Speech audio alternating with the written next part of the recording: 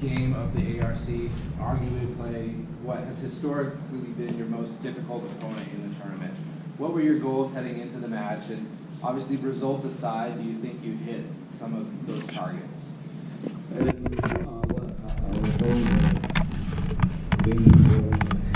Our goal is definitely is always to try to play good rugby, and our main goal is try to do what we've been practicing or what we are trying to practice and do it on match day.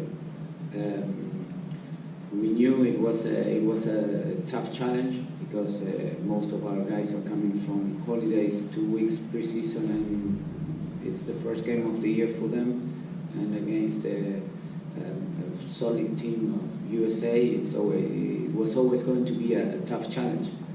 And we also knew it was going to go to the last minute. Well, result for us is obviously it's important, but it's not the most important thing for us. For us, it's more important that we couldn't achieve or we couldn't perform the way we would have liked to.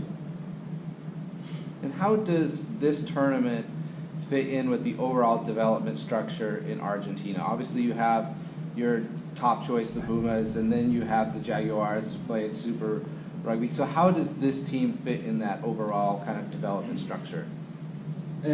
Well, this team, Argentina 15, it's a representative team, and we have a few tournaments like the ARC, the Pacific America Pacific Challenge, the Nations Cup, and the South American tournament, and then maybe 1 or 2 odd games against a European team or so, and that's part of the competitions we use to the guys that are developing in Argentina.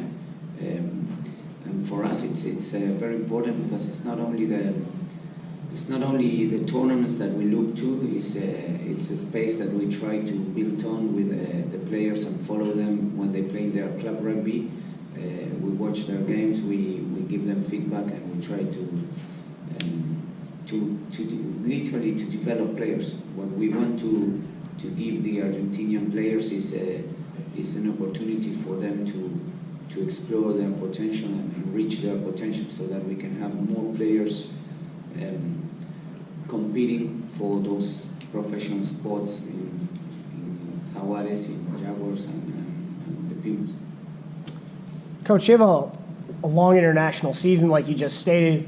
How does it lend to being able to face a team like the Eagles straight out of the gate for the ARC after your winter holidays, or I guess summer holidays? Forgive me. Yeah, well, it's the way it is. We can put as an excuse that we are coming from holidays, but we'll never put that as an excuse. It's the way we knew it was going to be like that, so we prepare accordingly. But we knew it was going to be a big challenge to come here in USA after a long haul travel and staying with the 5 hours jet lag and so on. But we prepared accordingly to the situation. Unfortunately, or things for us to review, is that we couldn't perform the way we would have liked to during the game. But I think we were up to the challenge, and well, we could have played better, but I think I'm happy that we'll start growing from here. Could I ask in Spanish? Okay. Procurador, dime, buenas tardes, soy Los Ángeles Times Español. ¿Qué te pareció el ambiente que se vivió aquí anoche para este partido comparado al ambiente que se vive en el rugby allá en Argentina? Bueno, sin duda que el ambiente fue muy parecido. La verdad que había mucha gente en el estadio, mucho grito. Es algo común para nosotros, el rugby allá se vive de la misma manera, con la misma pasión que se vivió hoy acá. Así que bueno, muy contento que siga creciendo el rugby y que acá en Estados Unidos se siga acompañando de la misma manera que en Argentina. Habla un poco del desenlace, parecía que habían anotado pero no anotaron. ¿Qué pasó allí? Tuvimos varias chances de anotar, no fuimos certeros, no estuvimos muy precisos a la hora de marcar tries. Son cosas a corregir. también cometimos muchos errores en defensa, cometimos muchos penales, así que bueno, a partir de este partido tenemos que empezar a progresar. Coach, ¿qué le parece el desarrollo del rugby en este país? Es la primera vez que pierden contra Estados Unidos en este torneo. ¿Qué le parece cómo ha desarrollado el rugby aquí? No, sin lugar a dudas que el rugby se está desarrollando y creciendo en todas partes del mundo, y Estados Unidos es una de las naciones donde está creciendo, y creo que no solo por este resultado, sino que lo han demostrado con la serie en noviembre, donde no fácilmente, pero podrían haberse llevado el partido contra Georgia, le ganaron bien a Alemania, y me parece que es una nación que ya está mostrando que cada vez va mejorando mucho. Creo que también es importante que sus primeros pasos también hicieron en el Seven, y me parece que el rugby ha crecido en Estados Unidos, y eso es muy bueno para toda la región, para toda América, porque cada vez hay un equipo mucho más competitivo. Como digo, creo que ya se empieza a asemejar a cómo se vive el rugby en Argentina, que allá es un deporte muy seguido. Yo creo que, no sé si asemejar, me parece que va a haber mucho tiempo para que se viva así. No conozco 100% cómo son las bases del rugby acá en Estados Unidos, pero yo sé que en Argentina tiene una cultura de más de 100 años de rugby, y el país lo vive así, o los lugares donde se juega el rugby hay una cultura antigua de rugby. Sí. En Estados Unidos es más novedosa esa cultura. Yo creo que con el tiempo se va a ir formando la cultura de rugby, y seguramente se viva de igual manera. De igual manera, sí. Muchas gracias. All right, any more questions? Okay, thanks, Ready? Yep. First question to either one of you. Obviously, really important win the last couple of years. Argentina has been that team that you guys have jockeyed with in the standings for that top spot. So how important is it for you guys to get a win today? But maybe most importantly, how is it important that you guys saw a lot of positive signs going forth through the rest of the tournament? Like we talked about in the huddle, and Coach and I both addressed the team and said, we weren't perfect, but we were tough and resilient, and I think we showed a lot of character there, and we've been on the other side of that a few times, and so for us to weather the storm in a lot of cases and hustle and dig in for each other was something that we can really build on, and it's something that Gary told us before the game. And can we walk away from this with that fundamental respect for one another and the willingness to go to war with one another? And I think we've proved that tonight, and we can. And then, Gary, going forward, how do you see your team changing a little bit? Like, maybe Blaine wants to play next week in his hometown, but maybe club duty comes calling for some of these European players. How do you see balancing your squad through the ARC? I think initially, with the way we've got the squad assembled at the moment, I'm not a big one for chopping and changing. So, touch wood, if everybody's fit next week, and we'll have a couple of problems. I mean, Marcel obviously left the field really early on with an MCL. We'll have to make a couple of changes that'll be enforced, but other than that, really like to try and keep the continuity going and keep this group together. And with no question of a doubt, there's no ways we're going to take Canada lightly. I mean, they're a quality team, put up a great performance today as well, and we know the rivalry between the two countries, and they're not going to take a step back for us. So we're going to have to be really well prepared. So I'm quite keen to keep the group together, and then some guys are going to have to return. It's their livelihood, and we respect that, and we want to work really closely with the clubs that they feel they've got that relationship. So we'll respect that, but we'll use this in the meantime as a stepping stone. Coach, you had two debutants today, Will Hooley and Dylan Owsley. Dylan Owsley ended up playing about 55, 60 minutes, pretty well in place of Marcel Brockie, and then Will Hooley, who definitely, with his boot, helped, change the game in the second half. How did, your young players do and earn those spots for this week? Well, I thought they did absolutely brilliantly. I mean, as Blaine's alluded to already, the thing that I'm the most enthused about is just the energy that they brought onto the field when they got capped. It was a big deal for them. It's always a big day when you get your first cap, but to come out and put a courageous performance like that together, and I mean, just so fantastic to see young guys getting an opportunity and then taking the opportunity. It was a big stage tonight. That's a quality Argentinian team. Asked a lot of questions, was ball in hand against us tonight, and I think the courage that was shown defensively and the work rate off the ball was absolutely outstanding, and they were part of that as well. So it's a small step, but it's a positive step in the right direction. That young guys can get an opportunity and they can step up to the plate in the way they did. Well, maybe Blaine can answer this one more since he's been around the team a little bit longer, but it seems like not only this last year, but this match today, maybe in years past that last 20 minutes, it would be the U.S. that might seem to be tiring a little bit, but instead tonight, it seemed that, it was opposite in many ways. What do you attribute to that, kind of that last 20 minutes over the last year, 2 years, the U.S. kind of coming on stronger in those last 20 minutes rather than fading? I think our game plan came through really in that second half. And again, the coach, I think, Will came on and did an excellent job with the foot. Perhaps our kick chase wasn't right on one of those, and he actually kicked a really nice ball that they ended up making a line break off of. But for us, one of the areas we really fundamentally want to grow in is how we get out of our own half and how we can apply pressure on teams. And I think in the second half we were able to do that, which put us in positions to then go and express ourselves from an attack point of view. So, I think we have a good level of fitness, and we've shown that we can play. But can we add that element of control, and now really to play in the right areas of the field with the team's under pressure and actually conserve energy, and so we're the ones who are taking advantage of opportunities that show up late. Do you think some of that game day experience kind of that you're talking about, game management and things like that, comes from tournaments like the ARC or the APC in the past, where now players are having to make decisions in a tough environment late in games, maybe rather than a club game where they might not necessarily have to make that decision? Yeah, 100%. And there's nothing like when the Bullets go live. Really, you just cannot replicate the intensity and the pressure.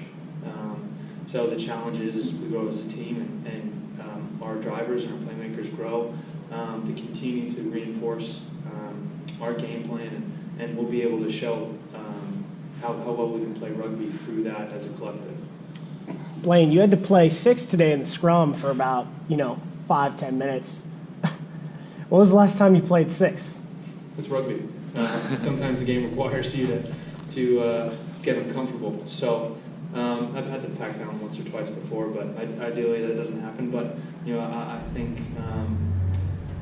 we were pretty resilient in a lot of those areas, playing with a man down. Ideally, we don't lose anybody, but it happens, and the team has to come through. And if you see that situation with Dylan, Dylan has to come on early, and for the team, he put in a really good performance.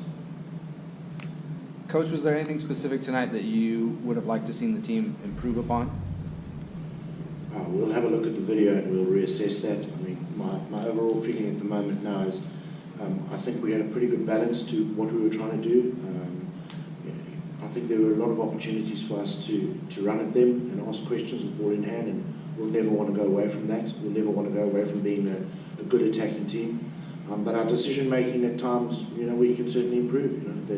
We'd done a lot of hard work in certain stages where we created the overlap and maybe kicked the ball away, and similarly probably ran the ball in our own half in the first half that we probably should have kicked and put pressure on them. But those are decision making situations. You're never going to be perfect at that.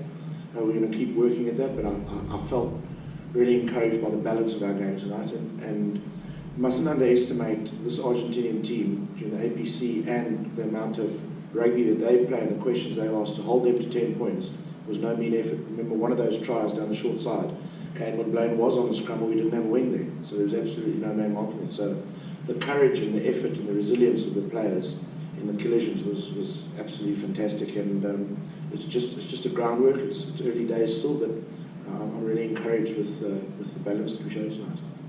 Coach, what were the adjustments you had to make in the second half? Because from my vantage point, the tempo seemed to change a lot about 10 minutes in, and we attacked better, and it just seemed more fluid. And as Blaine said, your game plan came together well in the second half. That put the boys on on a plane to succeed? Right. I mean, I think one of the things that did happen in the first half is I think we were a little bit lateral from an attacking point of view initially without having necessarily dominated the gain line. And so one of the things we discussed at halftime is that we were going to try and be a little bit more direct initially and tighten them up defensively, and I think that worked really well. I mean, we got some really big, strong carries in.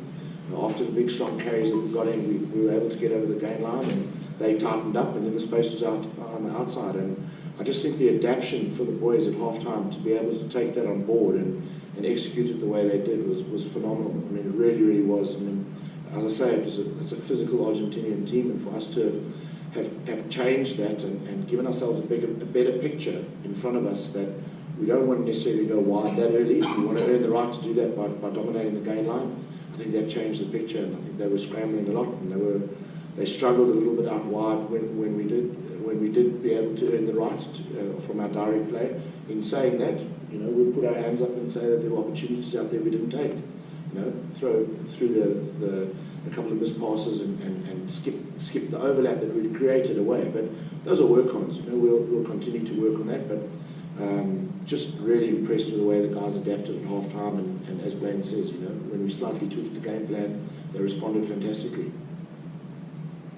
Last question for me, and I'll make it an easy one, so you can earn a free beer.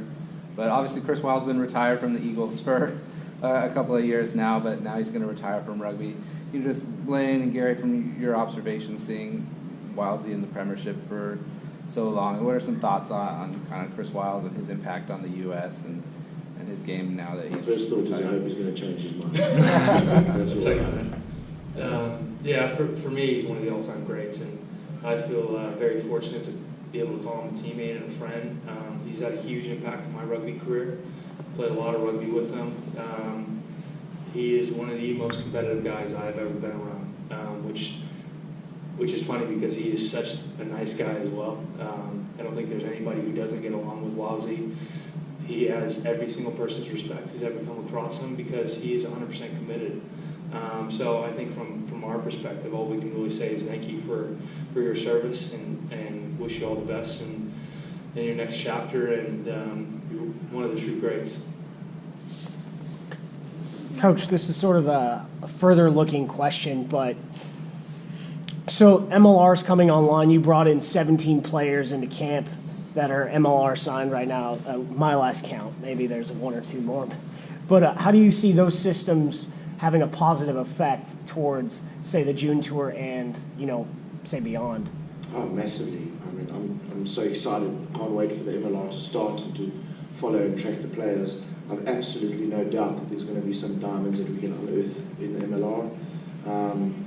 I just think from our selfish point of view at national level, I mean, the thing we need at the moment now is a strong, healthy domestic game. With the way this infrastructure's, I believe, been put into place, had a conversation with a couple of coaches and ownership group, if I can call them that, of some of the MLR teams, and I've been really impressed with the professionalism that they're looking to embrace. So again, the quicker we can get our homegrown game strong, the quicker guys can want to play a local game, the better it's going to be for us. In saying that, no issue with the guys playing in Europe because we know they're getting a quality level of coaching and playing. But wow, if we can fast track the MLR and can start to attract one or two big name players and the coaching can be quite good. I mean, we're really keen from a USA Rugby point of view to share ideas and number of players that really switched gears in that second half. So wonderful to see them. From an AG perspective, this is the beginning of a journey. This is the home of the 28 Olympics for men and women, and we've put a 2028 conversation, a 10-year vision out there, and put ourselves in a position to try to help grow the game of American rugby and the global game. Really kind of help be some of that connective tissue, some of that supportive content driven that is badly needed, and we're really excited that we saw a wonderful game and open up the eyes of a lot of new fans.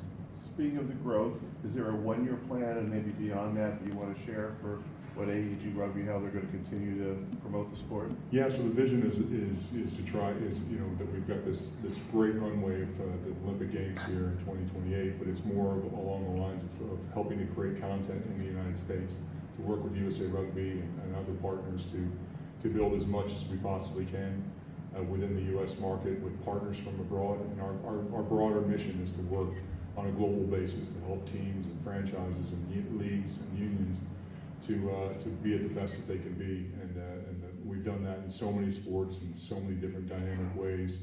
You know, it's wonderful to be able to have the firepower and the longevity of AEG behind rugby, and we're looking forward to that journey.